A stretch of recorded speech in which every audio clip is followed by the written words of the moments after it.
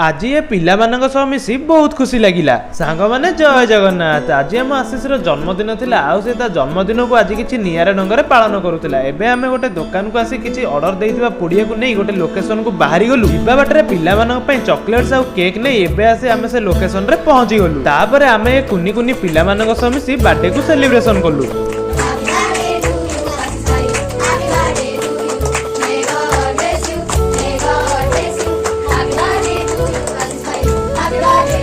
Cake cutting करी सारी पिलामानंक पई आनिथिबा चॉकलेट्स आउ पैकेट्स गुडी को सेमानक मध्ये रे बांटिलु आ सेमानक खुशी देखि आमे भी बहुत खुशी हेलु। आज आशीष ता जन्मदिन रे एमिते को डिसीजन नेइथिबारु मते बहुत प्राउड फील हैला। आउ ए वीडियो बनेबार रीजन ए कि आमे हम जन्मदिन रे फालतू रे बहुत पैसा वेस्ट करि देउछे। जदि सेही पैसा रे आमे हम सोसाइटी रे थिबा एमिति किछि फाउंडेशन को हेल्प करी सेमानक मोरे हस फुटाई परिबा ताले आठु बड़ बर्थडे गिफ्ट आम मानक पई आ किछि भी नाही।